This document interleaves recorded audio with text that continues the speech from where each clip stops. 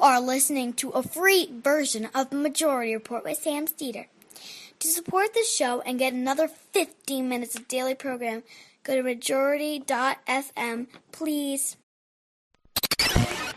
The Majority Report with Sam Steeder. It is Monday, April 15th, 2019. My name is Sam Steeder. This is the 5-time award-winning Majority Report. We are broadcasting live steps from the industrially ravaged Gowanus Canal, the heartland of America, downtown Brooklyn, USA. On the program today, Professor of History from Berkeley, Caitlin Rosenthal, on accounting for slavery. Also on the program today, establishment Democrats launch broad attack on progressives as Bernie hits back. Meanwhile, Trump spurs death threats against Ilhan Omar, and the New York Post spurs a boycott. Trump administration plans to use undocumented immigrants as a cudgel, and the rest of us are wondering, why do you think this is a bad thing? Meanwhile, the Donald Trump re-elect campaign raises $30 million in Q1. That is a bad thing. Democrats set a new deadline on the Trump taxes. And the head of AccuWeather, nominated to head and privatize the National Oceanic Atmospheric Administration, oversaw a company chock full of sexual harassment allegations. Meanwhile, Elizabeth Warren introduces a plan to freeze drilling on public lands and eliminate offshore drilling. Pete Buttigieg. Pete Buttigieg. Butt judge. Pete Buttigieg is officially now a candidate 2020, and the former Volkswagen CEO charged with fraud in Dieselgate. All this and more on today's program. Folks, forgive me. I took a late flight. I'm a little bit tired this morning. My voice is a little bit, actually, it probably sounds as good as it ever does. That is the irony of radio. If you're exhausted, you actually sound better. It's a little pro tip. So? That's right. Well, for some of us, maybe. I'm not sure. But that is a pro tip there. And just a little house cleaning. We are going on vacation. Starting at the end of the week, we have all new interviews, some really fascinating interviews that we have done over the past couple of weeks, doubling up. And we will be providing those all next week. So don't miss those. You know, we try and do some of the most interesting interviews during that time, to draw people in. But then I feel bad because we don't, because the show's not live, we don't get the same. We still do pretty well. But we don't get the exact same number of people. Yeah, but the big MR heads know what it's about. That's right. Those in the know. Speaking of which, you can become one of those MR heads by going to jointhemajorityreport.com. Jointhemajorityreport.com. We give you extra content every day, and you support this show. So, okay, the Democrats have Treasury Department blew through the deadline that the Democrats laid down for the legal exercise of their legal right in Congress to see tax returns. Not something they should be doing on a regular basis, but in the context of the President of the United States, who has quite clearly lied about his business interests relative to his role as president. We know, at the very least, he had claimed that he had stopped pursuing a multi-million, $100 million deal in Moscow, I think it was, for a building, and had claimed that he had stopped pursuing that and then hadn't. That in and of itself is a good reason to look at the tax returns. But, of course, there's been a lot of reports that he has avoided taxes in the past. I don't know that that's actionable. Maybe he did it 10 years ago as opposed to 7 years ago. And but it's always nice to know that the guy who is president of the United States may have been a complete scofflaw for an extended period of time. But Sarah Sanders has an interesting repose. Is that the word I'm looking for? Response? Riposte to the request of Democrats to send the tax returns there. Richard Neal from Massachusetts, he's the House and Ways Committee chairman, sent a second letter to the IRS on Saturday in his push to obtain Trump's tax returns after the agency had missed the original deadline. Neal now said that concerns about his request lack merit, and he expects a response from the IRS by 5 p.m. on April 23rd. Please know if you fail to comply, your failure will be interpreted as a denial of my request. Then presumably, I guess, there would be court cases. And I have a feeling that's what's going to happen. I have a feeling it's going to go to the courts, and maybe it goes all the way to the Supreme Court. And maybe Donald Trump has already appointed enough of those justices that they will defer to his authority despite the clear statutory basis for requesting his tax returns. Here is Sarah Sanders with a new argument as to why Congress shouldn't see the tax returns, not quite based in the statutory language. The president's been clear from the beginning, as long as his taxes are under audit, he's not going to release them. He's also filled out hundreds of pages in financial disclosure. I know, but will he tell the IRS? Pause it for 1 second. No one's asking Donald Trump to release his tax returns. No one is asking that at this point. What Congress is asking is a governmental agency to release them as per the statute. See, you see the fine distinction here. Donald Trump thinks it's his IRS as opposed to the U.S. government's IRS. Go back just a little bit here. Filled out hundreds of pages in financial disclosure. I know, but will he tell the IRS not to? But hold on, Chris, this isn't. Will he tell the IRS not to release them now?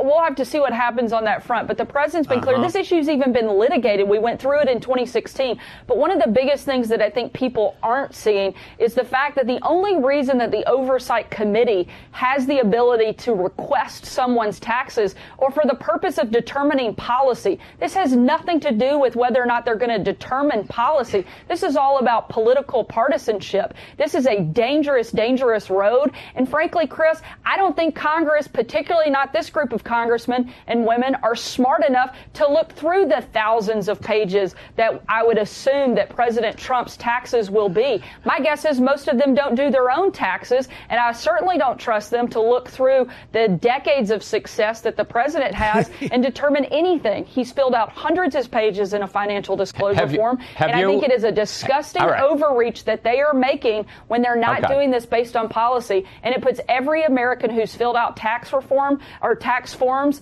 in the past. This is a yes or no question. Have you filed your everybody? Have you filed your taxes yet? I'm almost finished. I'm in the process. Oh my God!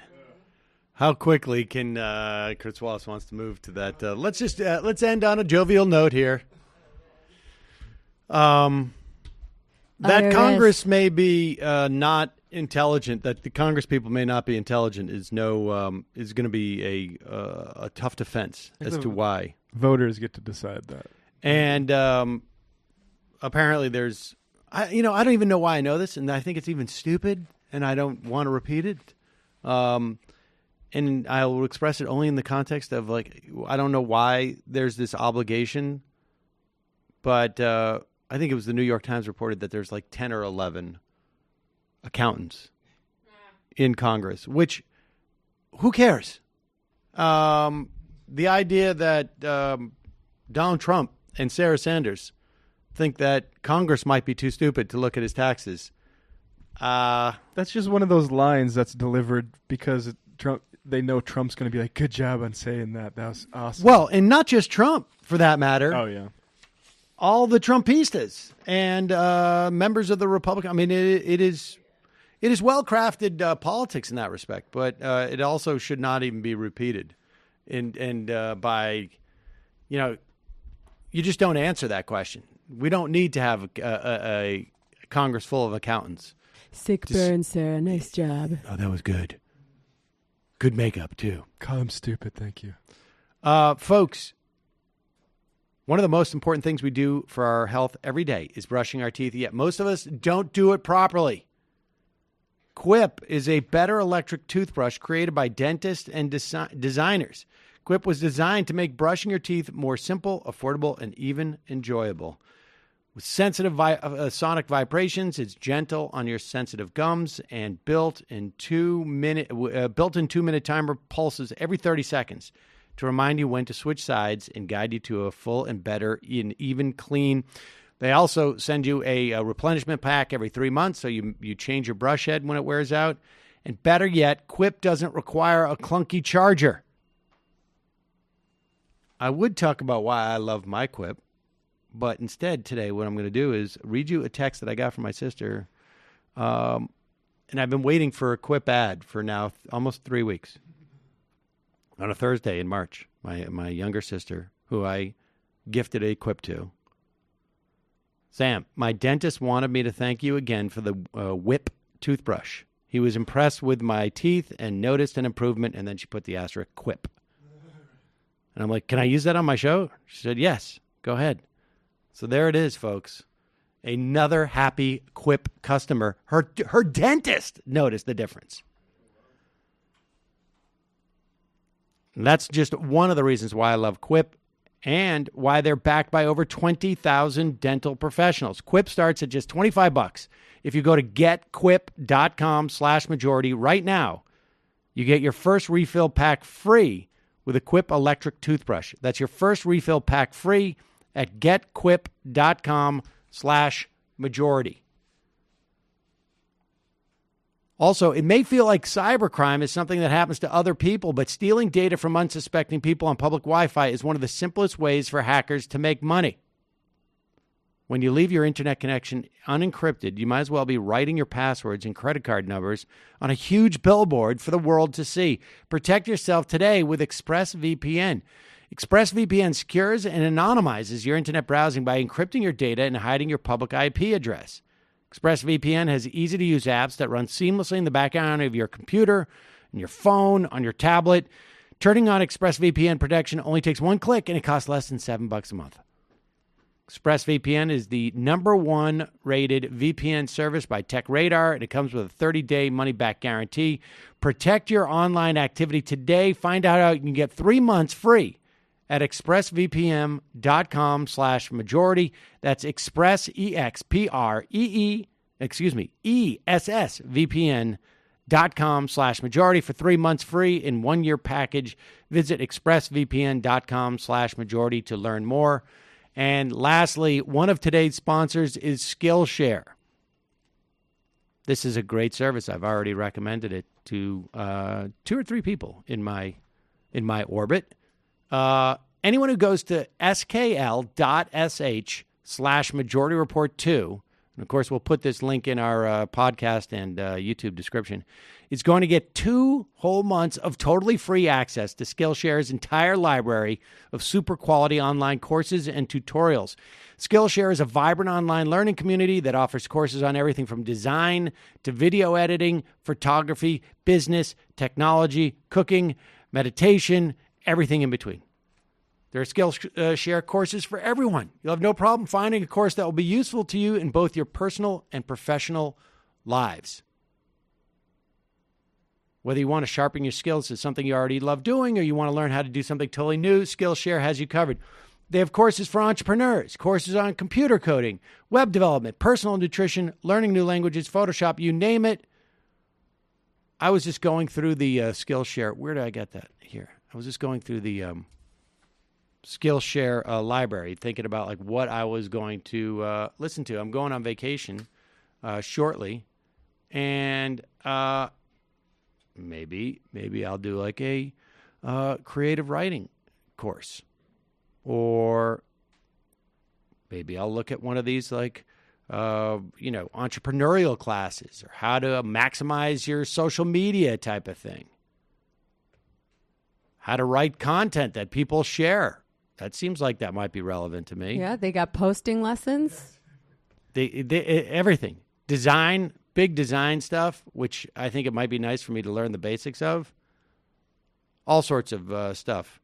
And you have 2 months for free. Just think of everything you have at your fingertips for, like I say, for 2 months. Again, that's skl.sh/Majority Report 2.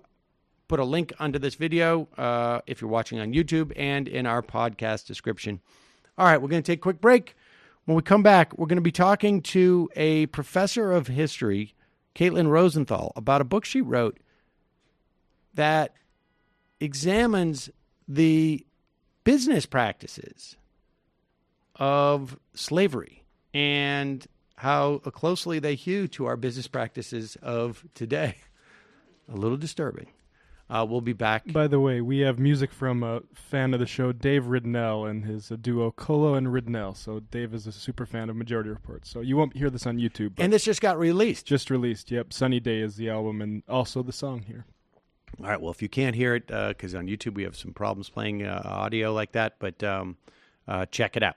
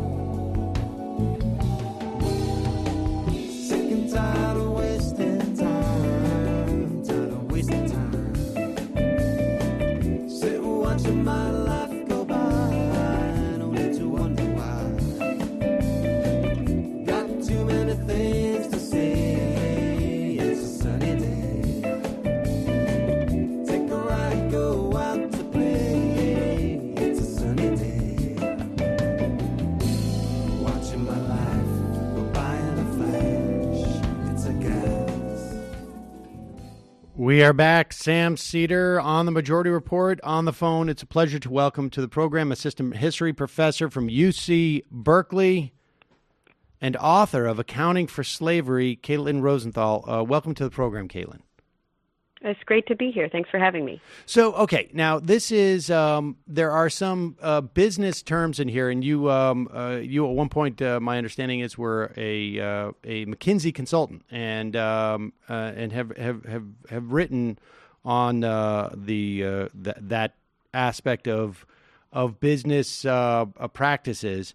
So let's just start. Well, how did you come to write about this? And then I want to just make clear a couple of terms that if we were all consumers of business theory, we would know off the bat. But tell us first how you came to write about this topic. Sure. Right out of college, I worked as a consultant for McKinsey & Company, and when you're the most junior person on a team there, you're the person who gets the spreadsheet, and you spend a lot of time crunching the numbers to figure out how you can help companies be more profitable. And so I spend a lot of time analyzing data about people who I never met, and people who I was never going to get to meet. And the decisions that I was helping people make nonetheless had a big impact on their lives. So I went back to graduate school interested in the history of how data developed over time and how data changed the way people thought about businesses as they got really big. And when I got to graduate school, I first started studying the history of northern textile mills because that was where I assumed the story would be.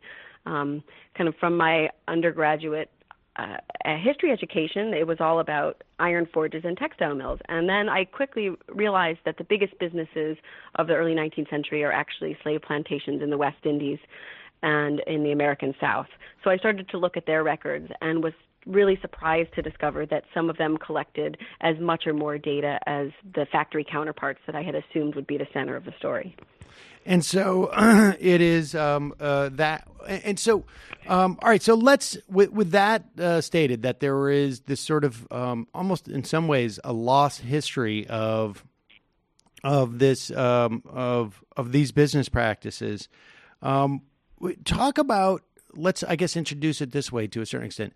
There's a theory or a narrative, anyways, of mutual progress that that in some way slavery was a hindrance to capitalism, and that as capitalism grew and these type of business practices grew, it was sort of emancipating in some respect. But it really turns out to be not the case. Yeah, that's kind of the narrative I found to be prominent as a consultant. Just a kind of an assumption that creativity and innovation go together with advancing freedom. You know, that the coming of capitalism is all about free labor. And what I find is something pretty different, which is that the North and the South were advancing together. And this is in some ways something historians have known for a long time, but there haven't really been business histories. So we haven't seen how these practices have unfolded in a business setting. There's a management scholar who actually described this as the denial of slavery in management studies, because he said if you go read even histories of the South, you don't even have to go back to the archival records, which is what I did, but to begin to understand how advanced and sophisticated some of these plantations were. And this scholar, Bill Cook, argues that this is kind of so easy to find that it counts as denial. So what I did was to go back into the records themselves and ask how they compared to the management milestones that we usually associate with the rise of American business. So the book is not about like the average slaveholder. It's about the people who would have been in our business histories already, the kind of Carnegies and Rockefellers of American slavery, who, but for the terrible and brutal nature of their business, would probably already be part of our national story because they were so innovative. And in fact, their innovations were far more prominent and durable than we commonly understand. Yeah, so they're using, I structured the book around the big milestones of modern business history, which include things like what people call the M-form corporation, but it's basically like a modern organizational hierarchy, and also the accounting innovation of depreciation. Those are things that both were appearing on plantations relatively early. And in the case of depreciation, you have only the most innovative corporations using depreciation until the late 19th century, and planters are using it to depreciate people from the 1850s. Okay, yeah, that was, now we're getting into the sort of the terms, and as we talk about these milestones in business histories, this is where I think we're going to need some, or I certainly am going to need some extra help. So when we talk about, let's start with first the idea of depreciation. How is that used in well, and I don't think it's changed really in business parlance in a couple hundred years, maybe, or at least 150 years. But explain to us what depreciation is, so that we can appreciate, no pun intended, what it means in this context. Certainly. So depreciation is when you have a big fixed cost, I'll just give you the example of the railroads, because that's what the canonical example usually is. So a railroad and railroad tracks and locomotives cost a huge amount of money. And you make that investment usually all at once.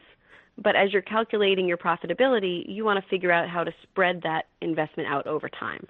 And wear and tear means it's going to decline in value. So you take your train and you say it's worth this much today, and then you figure out how to value it over time, which has implications both for your profits, and then today it has big tax implications, so that was less so at the time. So it's a strategy for figuring out the changing value of long-lived capital assets. As Alfred Chandler, a famous business historian, calls them, he says, complex, long-lived capital assets are the origination of depreciation.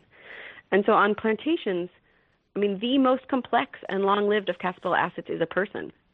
And people are unique because unlike most factories and machines, people are unique for lots of ways, I mean, which we could talk about in a minute, but enslaved people appreciated in value as they grew older, as they learned skills, as planters invested in what we would call human capital.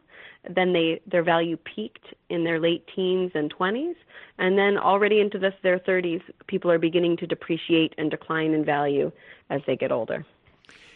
And so what does this tell us about the way that, so what does that tell us that these depreciation, this depreciation perspective was applied to human beings? Because we don't see that in modern day worker or even in contemporary workers who were actually paid, right, and had the freedom to leave. Did we? So this is like a yes and no. Of course, we don't depreciate people in the way that planters did, in that same kind of reductive way that assumes you have power over someone.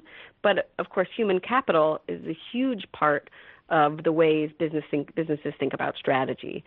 And planters didn't call it human capital, but they clearly do calculations of human capital, and they assess how they're changing over time to make business decisions and to figure out kind of how to allocate the people who are the capital that's the basis of their business. Okay, will you explain that term to us too, human capital? I mean, what do we mean by that in business parlance? And then how is that used in the context, or not used, but I guess assessed in the context of slavery? Because it seems to me that on some level, the whole key to slavery from the perspective of the plantation owners is that this is not human capital. This is more or less, these people, our slaves, are more or less like the things that till the land or something. They're just they're machinery. So when we talk about human capital, we talk usually about investments in skills, like businesses might train someone to increase their human capital, and plantations are interesting because they see the exact same thing. I have ledgers from the British West Indies that have something like 20 different occupational categories, many of which are skilled, like a skilled blacksmith or a skilled cooper who made barrels. And even within those skilled categories, you have enslaved people who are the head person within that category, so they're also in charge of being managers. Now, today businesses worry about losing their human capital, and planters didn't have to worry about people quitting. They had to worry about people running away, escaping from the plantation. They had to worry about death, but they have many of their problems really radically simplified. But to get to your other point, what's interesting is that planters are at the one treating people as skilled labor, but at the same time, the record I just described that has those 20 occupational categories is immediately followed by an identical record for livestock. That instead of the categories of labor, you have sheep and mules and categories of animals. So people are being treated really as animals and machines, but also planters understand that what makes them so valuable is the fact that these are people. So they're able to do both kinds of accounting and move back and forth between them. And so when we talk about the way that they treated human capital, I guess, and also this concept of depreciation with the workers as if they're a piece of equipment they bought. I mean, where does this how does this implicate? I mean, were these like founding these practices? Do they end up becoming like the building blocks of modern day capitalism and I guess business practices? So the story I tell is not exactly an origin story. When I first started writing the book, I didn't really understand what a big deal slavery was. I mean, it sort of sounds silly to say that, but I only slowly began to understand how foundational it was to the American economy. So when I first started writing, I was looking for, the single link that was going to show that plantation slavery influenced Northern scientific management. And I did find some links, but not really a smoking gun that said this is the foundation. What I uncovered instead is the fact that the Northern and Southern economies and also the Northern and the Caribbean economies are just deeply intertwined for the whole 150 years where capitalism is emerging. So I came to think it was sort of, I was asking the question wrong if I was looking for the single link, because really what you have is two economies that are intertwined. All those textile mills that I thought the story was going to begin in are, of course, weaving slave-grown cotton. And these people are in communication all the time. So it's not really about one link. It's really about the whole story being more complicated. And and I think there's been a lot of, we've interviewed over the past couple of years several historians who have gone back and sort of reassessed the import of cotton, frankly, and I guess maybe other, tobacco, but primarily cotton in terms of driving the economy, not just of the South, but of the North as well. And so was there a sharing of back and forth in terms of business practices? I mean, the gist of it is just that really how sophisticated these big plantations were run, which I guess is a surprise because why? Well, so it's an interesting question. How surprising is this? When I was a consultant, I used to joke that insights needed to be surprising or resolve controversy. And the interesting thing about this fact is that people either find it super surprising, like they had no idea because they really believed that slavery was backwards from the perspective of innovation, or they find it totally unsurprising. They're like, I never thought about business practices, but of course, knowing what I know about slavery, I must. So it's a kind of it's like a litmus test for where we are in our national conversations about slavery, which is that some people have begun to get it, and they start to read about plantation business practices, and it's still really tells them a lot to see the granularity of how they innovated with violence. But the most illuminating thing is that a whole other set of people find this stuff totally shocking. Right. The idea that planters were using basically paper spreadsheets to calculate the output per person in a very similar way to what we do now. So the shocking part is that there is some type of presumption that exists among some people that slavery was somehow an aberration in some way, and that it was a function of the people who would have slaves were not business people. They were just there was something anomalous, I guess, about it. But in fact, it's really part of a tradition, and almost in some respects sort of seamlessly slides into an era where people aren't slaves, right? I mean, like, how much of our business practices that we have today in terms of management techniques and control of workers is, if not a descendant of those practices, but at very least, looks very similar to those practices? So, I mean, a huge proportion. If the book talks about the standardization of forms.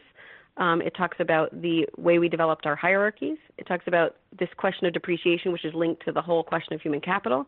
And it also discusses productivity analysis. I mean, you'd be hard-pressed to find another big area where data science and accounting have kind of are totally different. So those are, four of the main innovations, and the plantation is there for all of them. Now, you're right to say that the plantation isn't necessarily the foundation, but it's the part of the environment from which these practices emerged. And there are all kinds of things that just look strikingly similar. So if we go back to the topic of depreciation, there's two ways that people generally talk about depreciation: a straight line depreciation and a mark-to-market depreciation. these were chatted a lot about during the mortgage crisis because which way you chose had implications for how valuable people thought things were. Straight line is just that you depreciate the same amount every year. So you say, I have something that's worth $20, and you just reduce it $1 every year. Mark to market says each year you look to see what the market value is, and you change that market.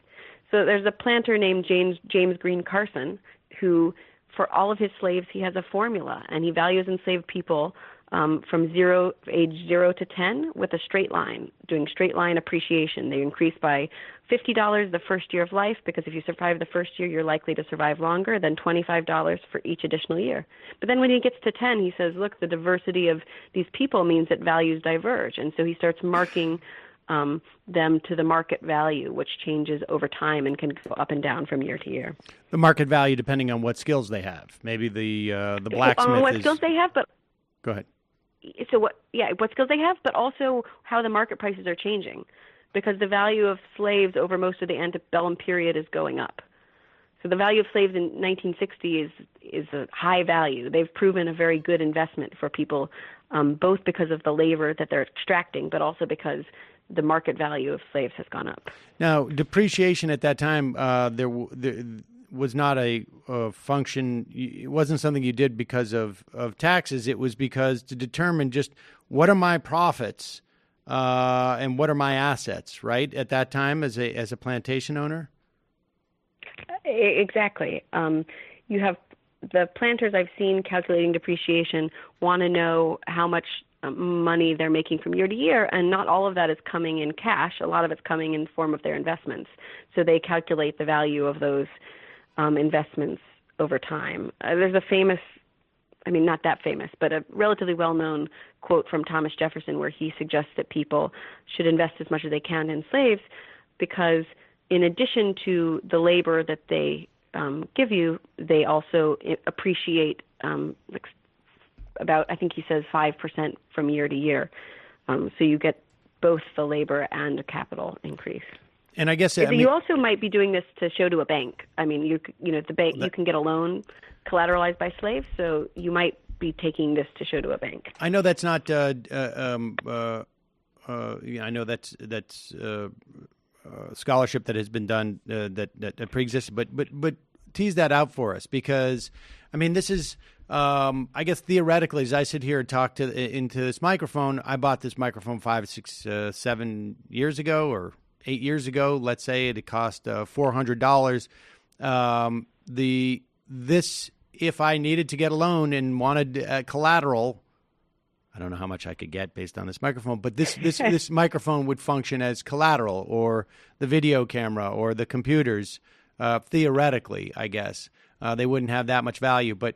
So this is another difference between... it's exactly the same thing, but enslaved people were super valuable, and they could be moved from place to place and used to collateralize loans to buy more land and to buy more people.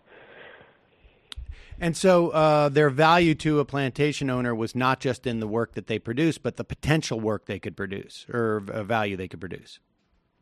Absolutely. Some of the most horrifying records from plantations are like slave trade, not from plantations, from slave traders, have values for a woman with her first child.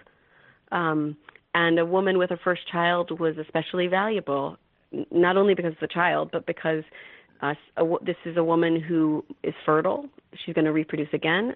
This is a woman who's going to survive childbirth because she survived it before. So she's being valued based on her own potential labor, but also on her potential reproductive labor and the labor of the children who are going to be enslaved as well. So planters are forward-looking, thinking about how assets are going to grow over time. And one of the other themes, I guess, of your book is what you started with is that and I have just come back from a trial lawyers conference where I go twice a year and I hear stories of corporations that make decisions that at least to a certain extent they either knowingly or should know are going to cost X number of lives. And they put a dollar figure on that and they decide, okay, those are part of our expenses.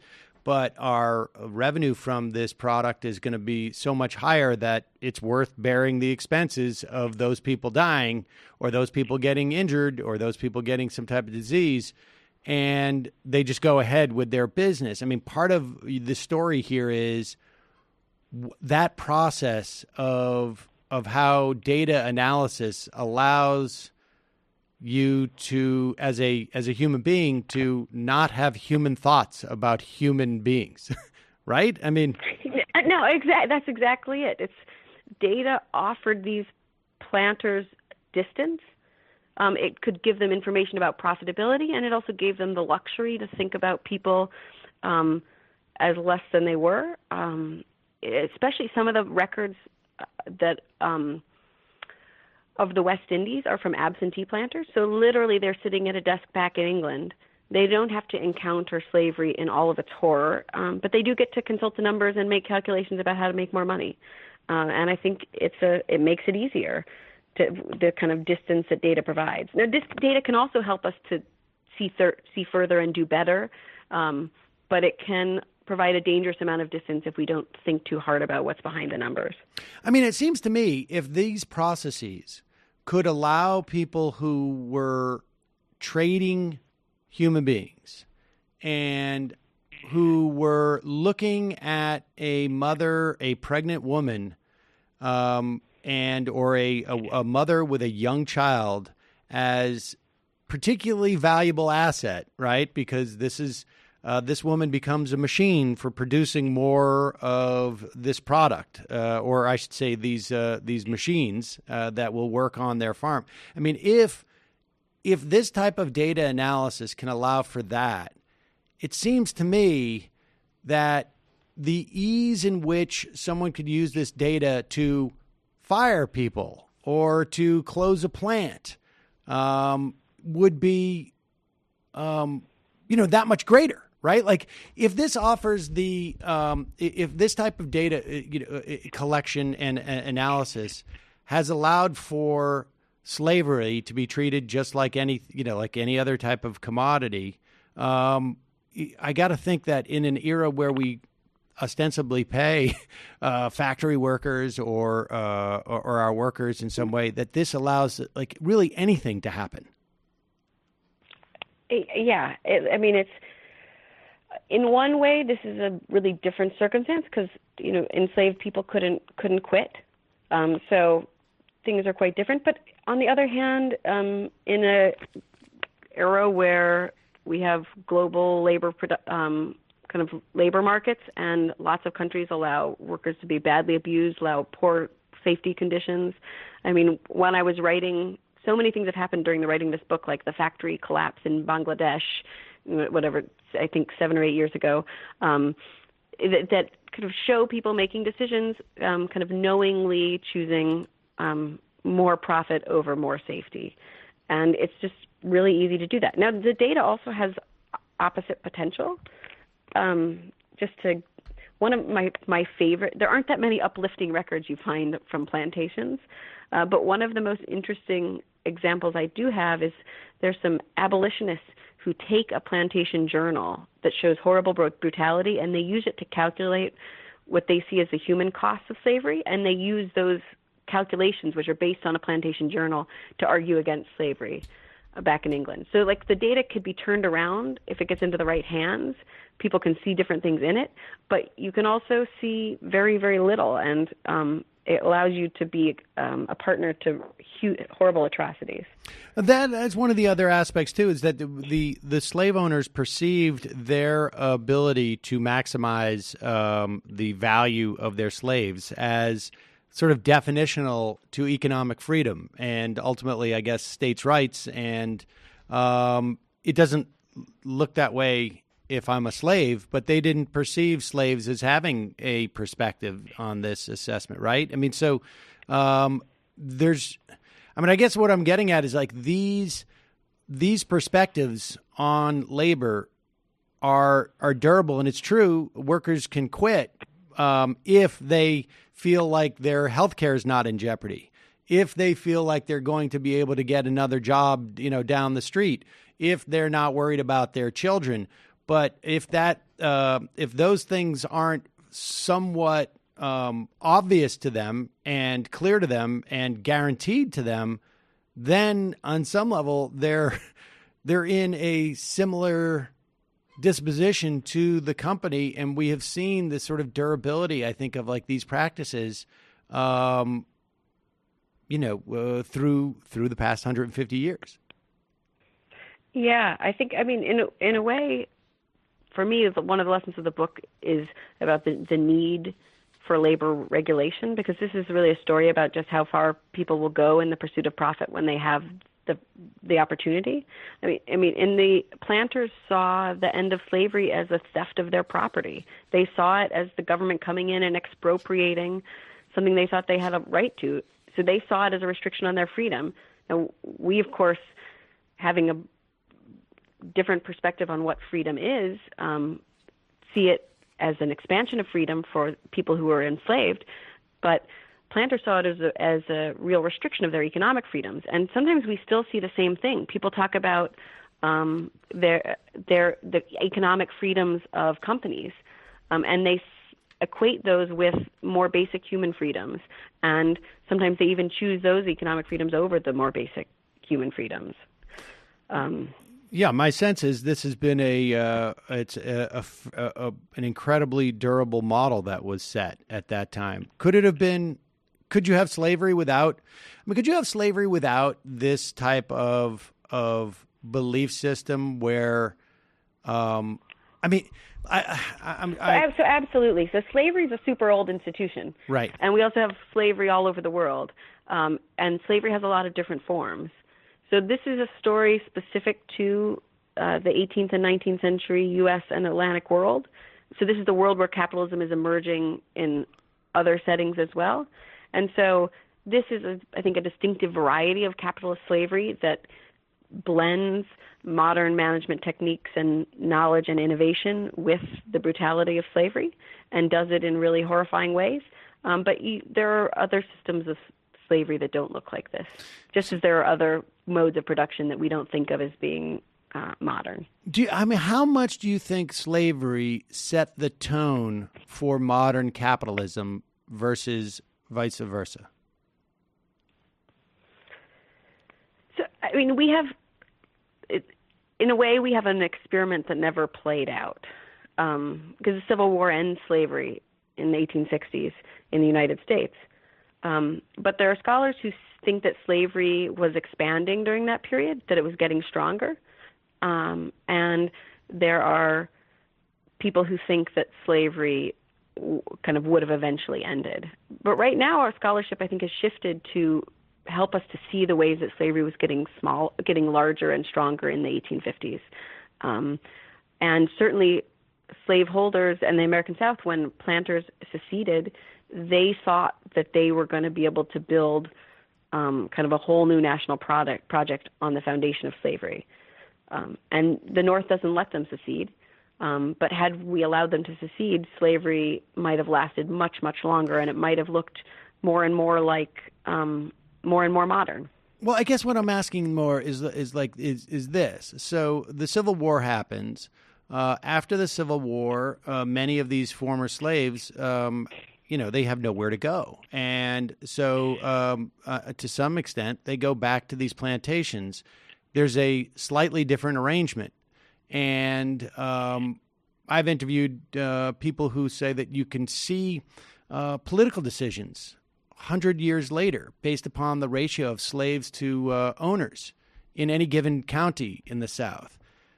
So if that durability exists, at least in terms of the perspective of capitalist owner to at one point slave, and then just underpaid worker, somewhat indentured servant. I mean, in other words, they didn't throw out these books. They didn't throw out these methods once their labor just became a little bit more expensive, and having, and more expensive insofar as we have to pay them more, and we can't depreciate them in the same way because X percentage of them leaves. It seems to me I could take that same methodology with a couple of tweaks and just operate any other endeavor I have after that quite similarly.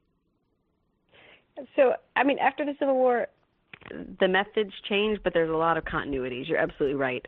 I mean, and slavery has a huge and durable impact. Now, one of the things that shifts is that debt becomes a new mechanism for control for the former planters. So a lot of enslaved people go into debt because they're paid so little, and then planters are able to use debt to either keep people on the plantation or to push them off the plantation, and to kind of exercise control again. On the other hand, enslaved people have had very little control over the shape of their day-to-day lives, and the freed people change that. Like, they withdraw their labor from the fields. So, like, children may still be working, but they're working under their parents instead of under the eyes of an overseer. So there's radical changes in kind of how control works. On the other hand, planters are just looking for new ways to regain control, and they end up being able to reassert economic dominance and regain political power in a way that obviously continues to affect the South and also the North today. Right. It's a huge impact. This is the formative institution for the American South, but it's also deeply connected to the North and to the West. That dynamic of having your workers in debt sounds to me like almost like a project you would do if you were going to give them all higher education and saddle them with a ton of debt. I mean, you know, it's not quite as direct, but it is interesting that the control over one's labor becomes the only leverage that these people had. Yeah, control is the goal of so many of these records, and it continues to be the goal of so much accounting. You know, for the word controller, or the kind of top accounting official in an organization, comes from the word control, which comes from accounting. The counter role is the control. A counter role is an accounting document that's supposed to help people be a check or a control on one another. And so the kind of goal of these records was to keep control over labor. And today, a lot more of that control happens through debt. You know, if you're paying your worker barely enough to get by, then that worker they can quit in a very meaningful way compared to an enslaved person. But on the other hand, they really have very little power to negotiate when you think about kind of their real ability to negotiate with their employers. Well, Caitlin Rosenthal, the book is Accounting for Slavery, fascinating account with obviously implications on business and, I guess, concepts of freedom today. Thank you so much for your time. I really appreciate it. It was a pleasure. Thanks so much. All right, folks. Now what's going on here? Is it trouble hanging up? Yeah. Oh. Look at that. Michael was having that problem last night. I knew that woman. I knew her research sounded familiar because she has an essay in Slavery's Capitalism, which is an essay collection. It's where I first heard of the whole human capital angle of that. It sounds very interesting. It is very interesting. Apparently, early business histories like to credit train corporations with a lot of corporate innovations that actually came from plantations. Wow. Interesting. Good time for a libertarian call. Yeah, exactly. All right. Well, we've got to take a break. And when we come back, we will be in the fun half, wherein we will take your calls at 646-257-3920. We will take your IMs. We will play sounds, which reflect sounds from and video. We have Cardi B. From the nice, dude. interwebs. You pulled that same Cardi B from yesterday. Very nice. It's there's an interesting dynamic that's going on right now, and Bernie Sanders seems to have brought it to a head at a time where I think it's probably the best time to have done this. Much better now than in February or March of next year, where, and we'll talk about this in the fun half, but there really does seem to be, and I'm not being conspiratorial here, it's quite possible that one entity takes the lead and then others follow because they all feel that this is the time. But there does feel like there is an attempt by I don't particularly like this word, but the establishment of the Democratic Party to attempt to heal, HEEL, not HEAL, the progressive wing of the Democratic Party. And you're saying they're going to bring them to heel? Well, I think there's an attempt to. If you look at over the past several weeks, the DCCC announcing publicly that they will not do any business with anyone who is working with a primary challenger to their incumbent candidates. Now, we can argue as to the merits of that or the appropriateness of that entity doing that. It makes some sense, right? They're basically saying we're going to protect our own membership. And to some extent, it's been talked about that they've done this in the past. They just have done it sort of submerged in some way. But the fact that they would make it such a public statement of it is an attempt to intimidate. And they're well within their rights, of course. I mean, this is what political actors do. Nancy Pelosi, not defending Ilhan Omar, and certainly there are other aspects to this other than her progressiveness that is at issue here, obviously because she is a Muslim, and there's a lot of donors who are highly sensitive to Muslims saying things that they perceive as being anti-Semitic. Well, the Democrats, they love Muslims when they can use them in photo ops, but then when they have opinions that they disagree with. We're talking about the establishment Democrats, because AOC is a Democrat. So, sure. Okay. So we have that example of Ilhan Omar, and instead of rallying around Ilhan Omar, what the Democratic establishment and leadership does is open the door for more attacks from Donald Trump and the Crenshaw guy. We also have simultaneously Think Progress, which ostensibly is editorially independent from the Center for American Progress, although Center for American Progress pays the bills for Think Progress. I saw that it was a union victory to get that editorial independence from 2016. So yes, and I'm not. It would be. And in the past, there has been a lot of controversy that Think Progress. Some writers have been leaned on, particularly in the arena of writing about Israel and in Palestine. But nevertheless, even if we assume that there is some independence editorially, that doesn't mean that people don't know where their bread is buttered. And when your bread is buttered from a certain place, it doesn't. That's arguably not independent. I mean, George Soros could give me $1 million tomorrow to run this company with the prospect that after I burn through that $1 million, because our burn rate here is about $1 million every month and a half. After I get through, yes. That's why I get so uptight about. Excuse me. Where is that? Well, let's just the assume. Commissary fund. But yeah, the commissary. It's most of that money goes into the food here. But if I know that I'm going to need that extra that other $1 million in a couple of months or in a year, whatever it is, there may be an attitude. I don't think a personal writer cares about it, but listen, your bread is buttered. You're going to flatter that butterer in some way. And so there was a video put out by Think Progress, which ostensibly was a journalistic piece, noting that around the time Bernie Sanders made what people suspect is $1 million off of his book, he dropped the term millionaires from his typical millionaires and billionaires assessment of who's controlling the country's politics. Now, I think there's also put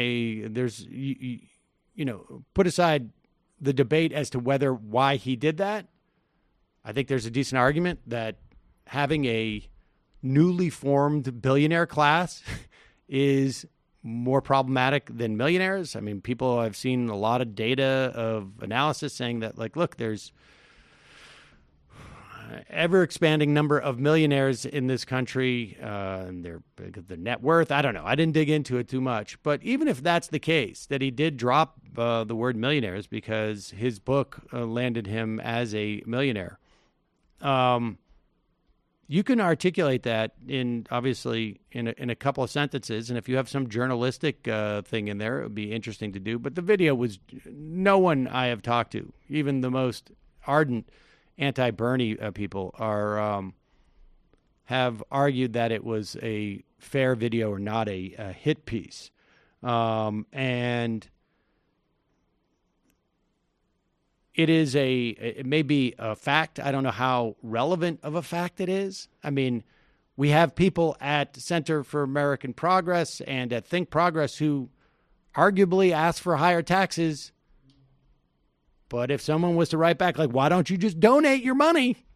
They would miss the point. I mean, I think Bernie Sanders, is arguing you should tax millionaires more, that we have a policy failure when we have this many millionaires and billionaires, even if he doesn't say millionaires.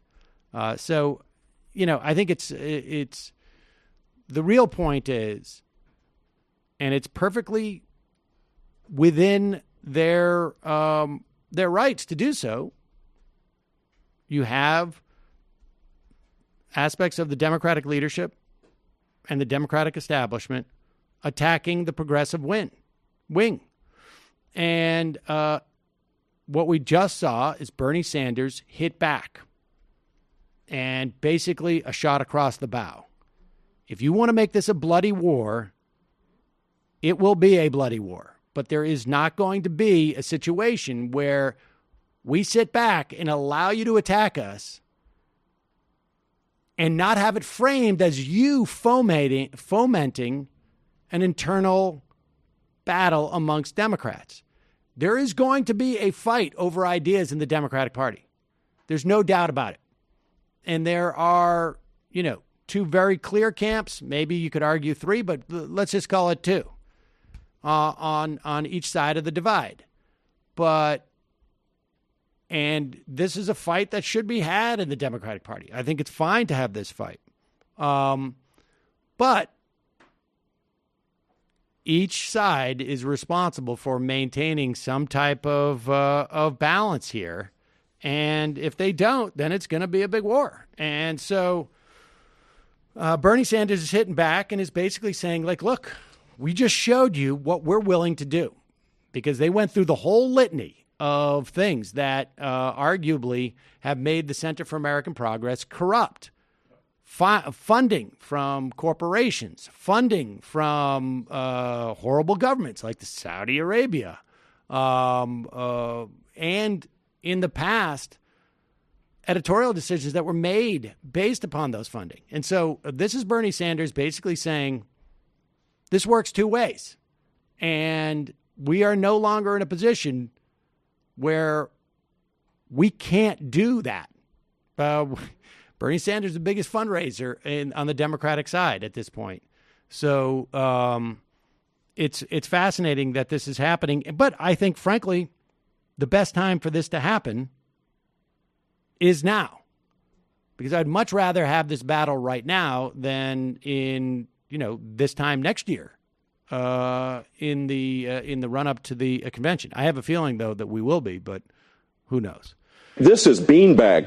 This is beanbag. Call the cops when you see Bernie. It's great to see how non-ad hominem his response was to that ridiculously odd ad hominem video, too.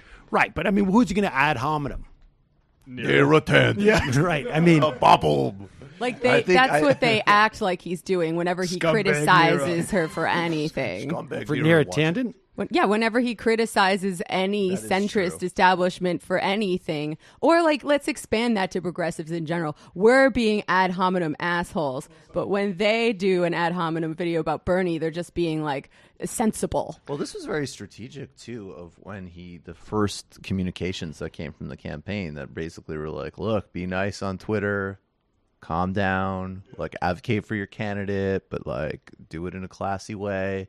It's beautiful because first of all, that should just be the approach to begin with because it's more the initial effective. approach, yeah. And then secondly, it's like, what a great opening because anybody who's even remotely fair-minded would be like, they've kind of kept the powder dry. But here's the thing: is that it's more credibility for his complaint, is what I'm saying. Yes, but people should also keep in perspective that if we walked out this door and walked down the hall and talked to someone who has voted in every election since they were 18 and they have voted for a Democrat, the chances of them knowing any of what we've just talked about is somewhere between 0 and maybe 2%. I don't think you should imply that Frank is misinformed like that. I'm not talking about Frank. Okay, Jesus.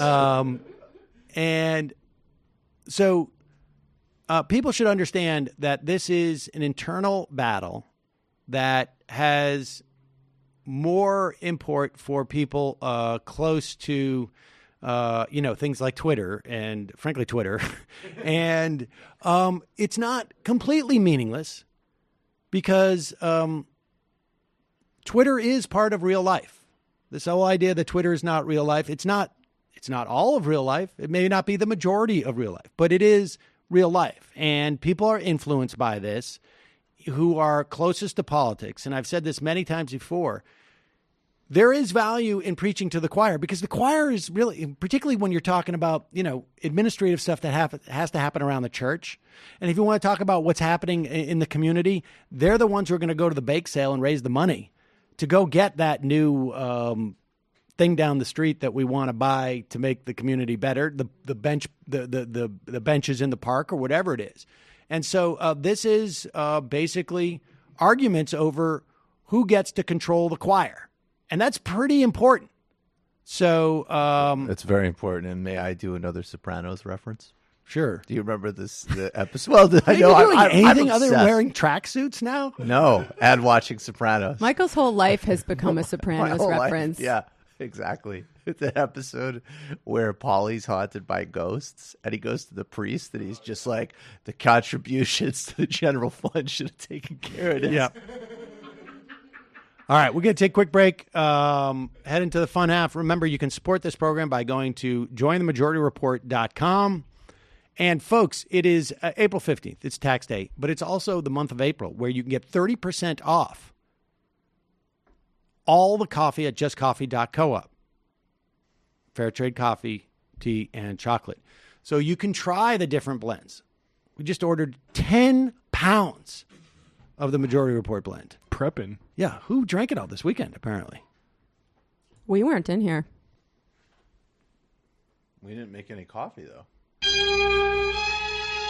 Is there a third group? Actually, if you check the tape, we actually had some iced coffees from outside in here. We did. So we brought outside sources. So maybe Brendan was in here. Well, Brendan was in here and had saved some coffee for Monday, and apparently somebody came in and took the coffee beans. We got coffee gnomes. Maybe you're sleepwalking, Sam. I was out of town. I was out of town, but ate I was a bag of coffee beans. I could totally see Sam walking in the middle of the night down here. I'm to get measuring coffee. all of these potential explanations for the tell. Just know that. Strangers in the studio. All right. Well, nevertheless, now's the time to go. Now the time is to go to justcoffee.coop and I guess we're going to have to do the old, draw the line on the bag as to where they... Oh, man. No, we're hip to This is going to be justifying the drop cam in the studio. Who's now we really should... Who's stealing the coffee? That's actually really gross and disturbing. And you can become a member to this show by going to jointhemajorityreport.com, and we give you... and if you have... I think we've caught up on emails... But if you cannot afford a membership but still want access to the fun half, send us an email at majorityreporters@gmail.com. Wait, and then we will get to you. That's basically the process works. Michael, tomorrow is Tuesday. What's happening? Yesterday was Sunday, and Adom Ketiachu joined us to discuss her book, to steal coffee. Let me reset that. Adom Ketchiachus joined us to talk about her book, World Making After Empire. We talked about third worldism. Fascinating history, very central to TMBS. And then Derek Davison was on as well, and a bunch of other things. Tomorrow on Tuesday, Professor Richard Wolff returns, and Michael Brooks Show on YouTube, patreon.com/TMBS. And if you want a handful of tickets to snag for Saturday, the Bootleg Theater for the live show with Nando Vila, Anna Kasparian, and Big Wozni Lambre. See you soon. Jamie. So this past Friday on the Antifada, we released for our patrons a pretty cool bonus on the movie Us. If you haven't seen Us yet, it's full of spoilers. So go see Us before you listen to this episode, or just see it anyway because it's a great movie. We had on Leslie Lee III from Struggle Session because he helps us out with all of our cultural critique because he's the master. So I gave my vulgar Marxist take. We read Breitbart's take about how it's about the dangers of socialism. Sean gave a little Hegelian take. Andy gave a Black Flag related take. And then Leslie gave a pretty accurate take about what the movie is actually about. So if that sounds good to you, check it out. Patreon.com/theantifada. I think Us was about the MTA. Literary Hangover, Oscar Wilde, The Soul of Man Under Socialism. That was released last weekend. Coming up on Saturday is George Orwell looking back on the war in Spain, which is basically Orwell saying he doesn't like Stalin, but from the left. So people might want to check out that if they want to understand Orwell's relationship to both Stalinism and fascism. And also, there's going to be a premium members series called Orweller, where Alex and I discuss a whole bunch of George Orwell essays and him generally. So that's just going to be for patreon.com/literary hangover subscribers. All right, folks, quick break. 646-257-3920. We will take your phone calls. You are in for it. All right, folks, 646-257-3920. See you in the fun.